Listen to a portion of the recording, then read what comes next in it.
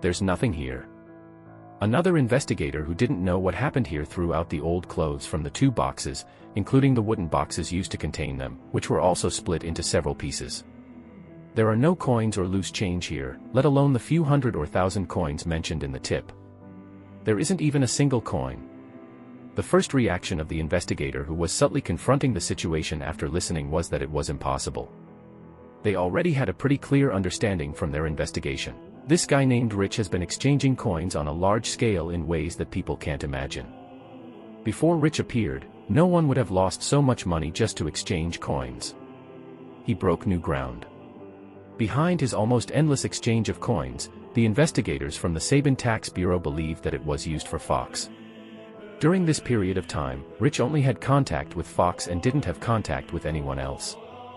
Plus, in the past few days, the reported tax amount for Fox's laundry shop had significantly increased.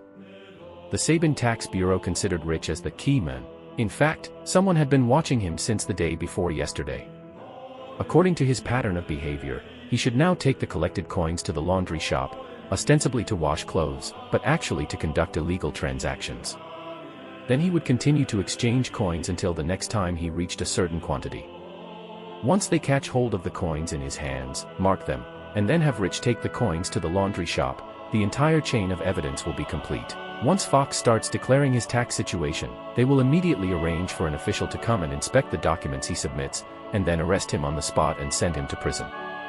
Everything was planned meticulously, but unfortunately, there was a problem here. Other than a pile of old clothes in the car, there wasn't even a single coin. Where did the money go? In the short span of 3, 4, 5, 6, 7, 8 seconds, the investigator's gaze had a brief moment of distraction, and then he turned to look at Rich, pointing at him, "Be careful." After saying that, he tapped the lapel of his trench coat and quickly left, along with another investigator. They had to hurry to another scene. Their rich work experience made them not solely rely on this team of people. Another team had raided Rich's current temporary residence. If there was no money here, then the money must be in his room. However, the investigator always felt that things wouldn't be so simple. This young man Rich.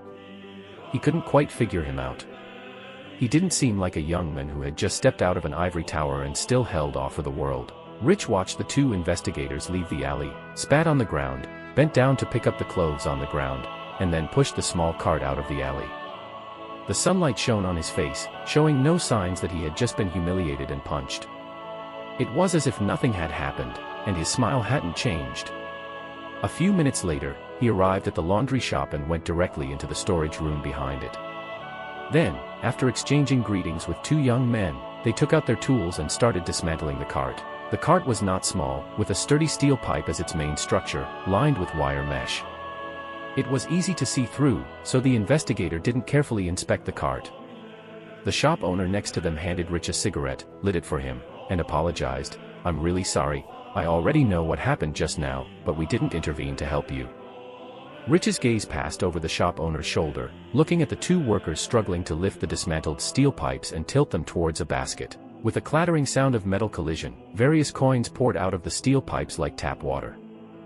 Rich withdrew his gaze and looked at the store manager. He shrugged indifferently. "It's okay, I always have to deal with them. That's why I refuse. I don't like trouble." Mr. Fox has expressed his desire to recruit Rich more than once during this time, offering him a super high salary of $3,000 a month. In a society where the average monthly income per person is only $200 or $300, a tenfold increase in average monthly salary is enough to tempt many people, but not Rich. He knew that people like Fox, who walked on gray paths, would never be able to shake off the surveillance of certain individuals. Once he agreed, he would become one of them, and no matter what he did in the future, someone would be watching him. If he didn't join, that would be another matter. His youth, his shallowness, wouldn't attract too much attention. By the time people start to notice him, he will have already accumulated the initial foundation. Besides, he doesn't think highly of someone who lends money to poor people to get by in a small town. The store manager smiled and didn't say anything. Rich, on the other hand, asked again, "Who was the person who hit me?" He lowered his head, smoking, looking down, his hair and smoke obscuring his eyes, and the store manager couldn't see his true emotions at this moment. "Michael, the leader of the Sabin City Federal Tax Investigation Group." He's a troublesome person. It's best not to think of inappropriate ideas, the store manager kindly reminded. The federal tax system itself is a separate entity, with investigators, detectives, agents, and even their own militarized forces. It sounds ridiculous and absurd, but that's the truth. A formal, complete, professionally trained military unit is used to deal with certain special armed tax evasion phenomena. So most people would tell rookies who have just entered the profession that they can do most of what they want, but they must go to the local tax office to report taxes before the 7th of each month, otherwise.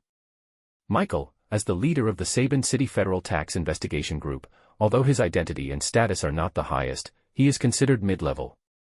Even Fox wouldn't want to offend him for no reason.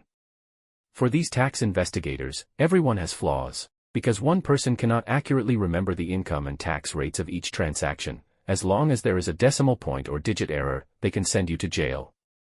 Rich nodded, pinched the cigarette butt, and took a deep breath. I know, next time I see him, I'll step aside. The store manager patted Rich's shoulder and didn't continue on this topic. How much is it this time? Not counting the change, $4,500. The store manager listened and was slightly stunned, then laughed. He took out a few rolls of banknotes tied with rubber bands from his pocket. They were all $5 and $10 denominations, and these banknotes were also very old and could be easily spent. For the entire society, these $5 and $10 bills are like the coins in the laundry, and no one can say what each coin has been through to appear here. The tax office can only make this money clean according to the amount reported by the laundry, and it is stored in the bank under their witness. Rich rolled up the money, stuffed it back into the cart, waited for a while, took all his dirty clothes with him after washing dishes, and then pushed the cart away. At the same time, on the other side, a group of people just raided Rich's temporary residence, but they didn't find a penny, not even a valuable thing. Damn it. They didn't get any solid evidence and even alarmed Rich and Fox. This could bring them more trouble, and the investigation could be terminated as a result.